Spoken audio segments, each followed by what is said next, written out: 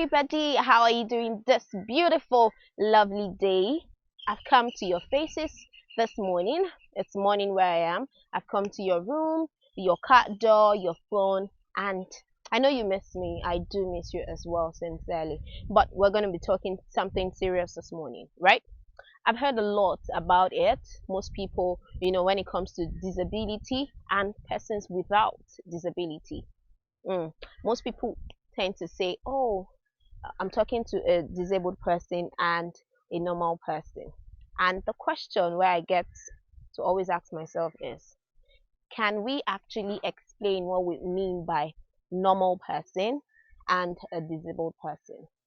Are you trying to find it difficult to understand that persons with disability are also persons that are normal? Now, let me break it down to you. Right?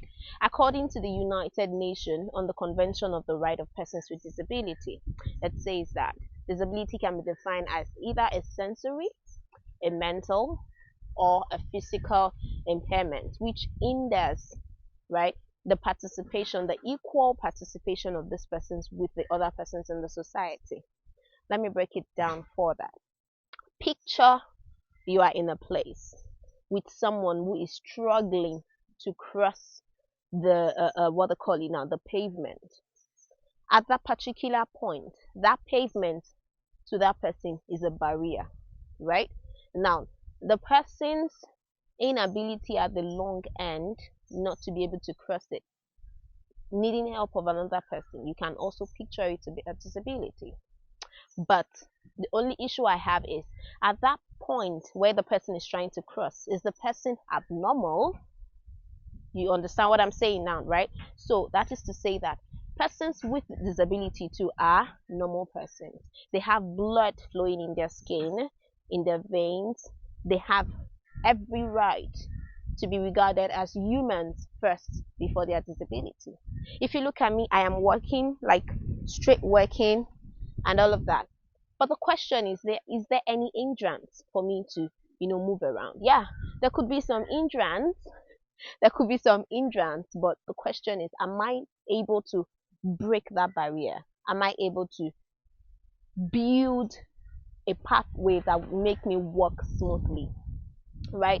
So let me come back to persons without disability. Now, you are without disability. It could be physical, it could be mental, it could be whatever, but you are a person without disability. A person who cannot see is regarded as a blind person. But the mistake most people do say is, for instance, if you can't see anything at all, they keep telling you are a visually impaired person. I put it to you today, mark your calendar. A visually impaired person is someone that even has a bit of sight, someone who is partially sighted, or someone who might be using glasses to aid, that's a spectacle to aid his or her vision. So why not you call a spade so that the spade can actually do its work? It's very, very important we get the right terminologies so that these persons can also be regarded as someone, or they can feel confident and also accept their impairment. Another aspect I would also like to touch is, because I know that persons with disability as well might be listening to me. One striking question which I need you to, write, think, sit down, and digest it is, have you accepted your current situation? It's very important for you to live up to that particular challenge.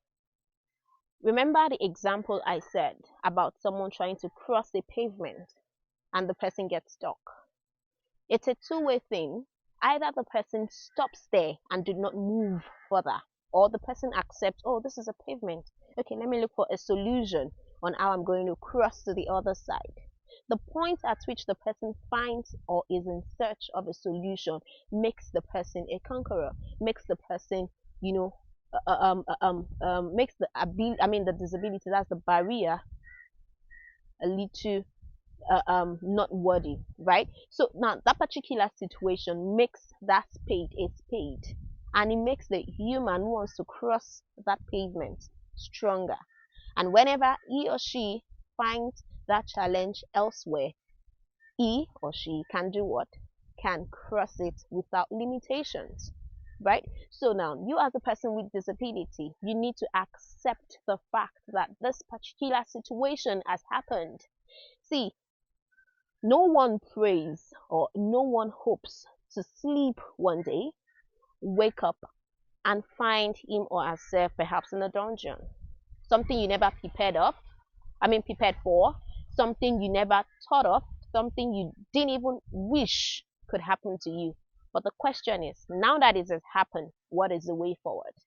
The way forward is first accepting your situation. Your disability should not, quote me, should not limit your abilities.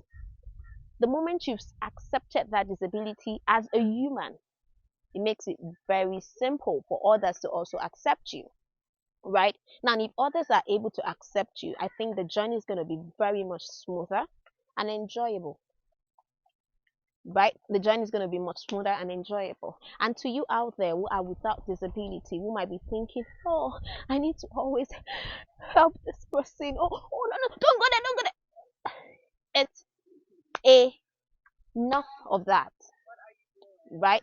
And since it's enough of that, give the person the ability to do what? To surmount, to break that barrier. And I'm telling you, it's going to be a very smooth, right journey.